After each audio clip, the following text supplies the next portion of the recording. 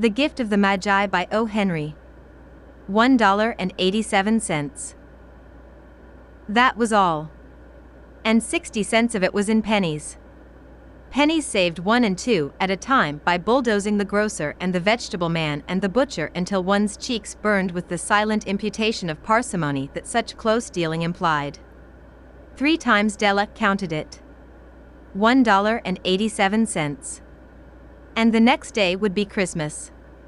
There was clearly nothing to do but flop down on the shabby little couch and howl. So Della did it. Which instigates the moral reflection that life is made up of sobs, sniffles, and smiles, with sniffles predominating. While the mistress of the home is gradually subsiding from the first stage to the second, take a look at the home. A furnished flat at $8 per week. It did not exactly beggar description, but it certainly had that word on the lookout for the mendicancy squad.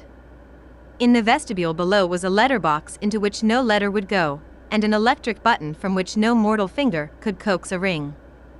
Also appertaining thereunto was a card bearing the name Mr. James Dillingham Young.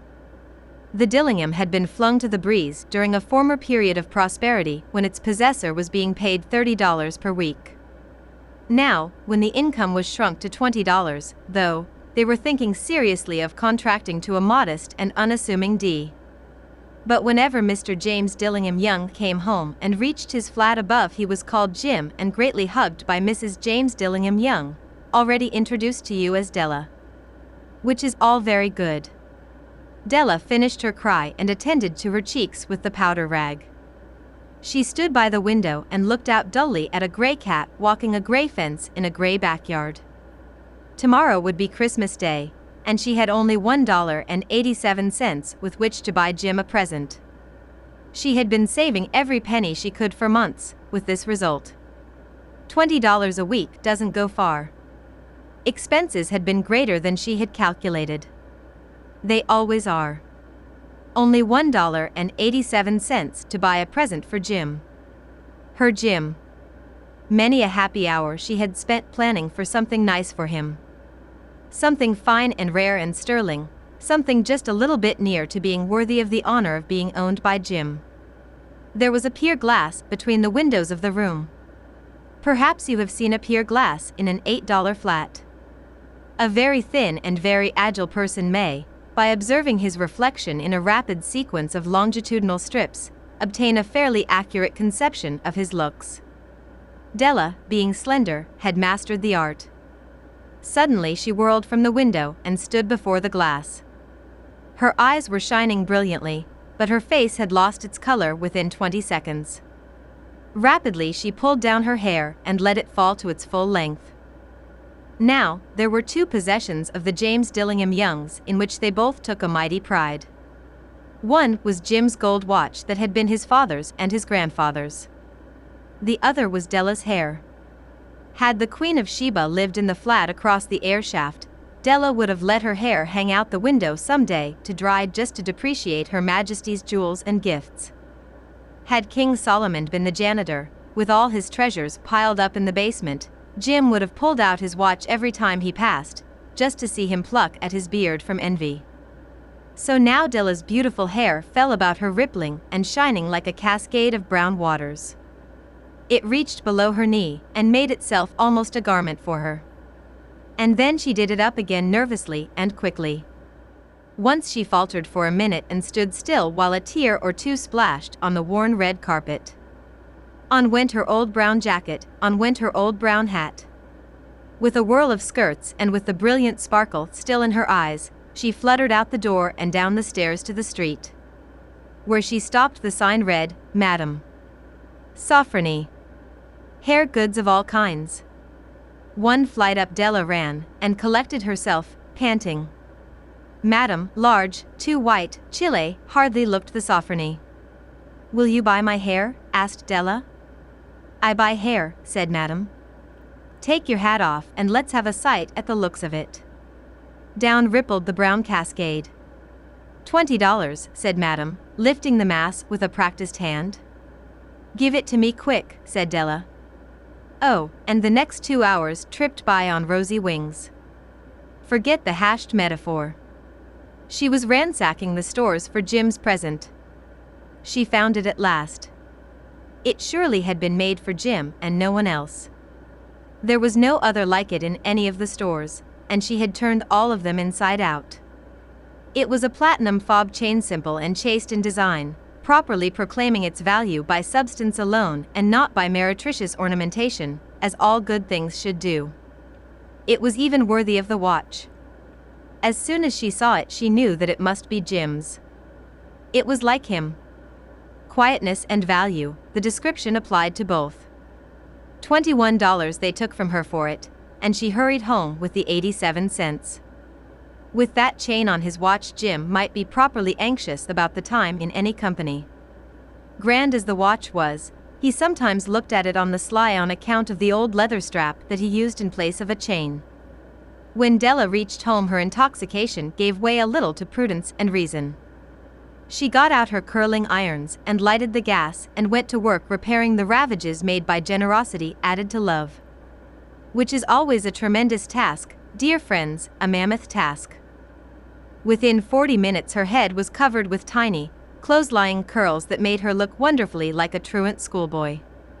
She looked at her reflection in the mirror long, carefully, and critically. If Jim doesn't kill me, she said to herself, before he takes a second look at me, he'll say I look like a Coney Island chorus girl. But what could I do? Oh. What could I do with $1.87? At 7 o'clock the coffee was made and the frying pan was on the back of the stove hot and ready to cook the chops. Jim was never late. Della doubled the fob chain in her hand and sat on the corner of the table near the door that he always entered. Then she heard his step on the stairway down on the first flight, and she turned white for just a moment. She had a habit of saying a little silent prayer about the simplest everyday things, and now she whispered, "Please God, make him think I am still pretty." The door opened and Jim stepped in and closed it. He looked thin and very serious. Poor fellow, he was only 22, and to be burdened with a family. He needed a new overcoat and he was without gloves. Jim stopped inside the door, as immovable as a setter at the scent of quail. His eyes were fixed upon Della, and there was an expression in them that she could not read, and it terrified her. It was not anger, nor surprise, nor disapproval, nor horror, nor any of the sentiments that she had been prepared for. He simply stared at her fixedly with that peculiar expression on his face. Della wriggled off the table and went for him. "Jim, darling," she cried, "don't look at me that way. I had my hair cut off and sold because I couldn't have lived through Christmas without giving you a present. It'll grow out again, you won't mind, will you? I just had to do it. My hair grows awfully fast. Say Merry Christmas, Jim, and let's be happy. You don't know what a beautiful, nice gift I've got for you." "You've cut off your hair?" asked Jim, laboriously, as if he had not arrived at that patent fact yet even after the hardest mental labor. "Cut it off and sold it," said Della. "Don't you like me just as well, anyhow? I'm me without my hair, ain't I?" Jim looked about the room curiously. "You say your hair is gone," he said, with an air almost of idiocy. "You needn't look for it," said Della. "It's sold, I tell you, sold and gone, too.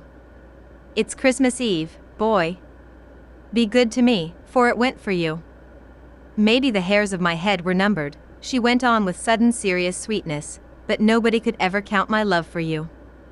Shall I put the chops on, Jim?" Out of his trance Jim seemed quickly to wake. He enfolded his Della. "For 10 seconds let us regard with discreet scrutiny some inconsequential object in the other direction. $8 a week or $1,000,000 a year, what is the difference? A mathematician or a wit would give you the wrong answer. The Magi brought valuable gifts, but that was not among them. This dark assertion will be illuminated later on." Jim drew a package from his overcoat pocket and threw it upon the table. "Don't make any mistake, Dell," he said, "about me. I don't think there's anything in the way of a haircut or a shave or a shampoo that could make me like my girl any less. But if you'll unwrap that package, you may see why you had me going a while at first." White fingers and nimble tore at the string in paper. And then an ecstatic scream of joy, and then, alas! A quick feminine change to hysterical tears and wails, necessitating the immediate employment of all the comforting powers of the lord of the flat. For there lay the combs, the set of combs, side and back, that Della had worshipped long in a Broadway window. Beautiful combs, pure tortoise shell, with jeweled rims, just the shade to wear in the beautiful vanished hair. They were expensive combs, she knew, and her heart had simply craved and yearned over them without the least hope of possession. And now, they were hers, but the tresses that should have adorned the coveted adornments were gone. But she hugged them to her bosom, and at length she was able to look up with dim eyes and a smile and say, "My hair grows so fast, Jim." And then Della leaped up like a little singed cat and cried, "Oh, oh." Jim had not yet seen his beautiful present. She held it out to him eagerly upon her open palm. The dull precious metal seemed to flash with a reflection of her bright and ardent spirit. "Isn't it a dandy, Jim? I hunted all over town to find it. You'll have to look at the time 100 times a day now. Give me your watch. I want to see how it looks on it." Instead of obeying, Jim tumbled down on the couch and put his hands under the back of his head and smiled. "Dell," said he, "let's put our Christmas presents away and keep 'em a while. They're too nice to use just at present. I sold the watch to get the money to buy your combs. And now suppose you put the chops on." The Magi, as you know, were wise men, wonderfully wise men, who brought gifts to the babe in the manger. They invented the art of giving Christmas presents. Being wise, their gifts were no doubt wise ones, possibly bearing the privilege of exchange in case of duplication. And here I have lamely related to you the uneventful chronicle of two foolish children in a flat who most unwisely sacrificed for each other the greatest treasures of their house. But in a last word to the wise of these days, let it be said that of all who give gifts these two were the wisest. Of all who give and receive gifts, such as they are wisest. Everywhere they are wisest. They are the Magi. The end.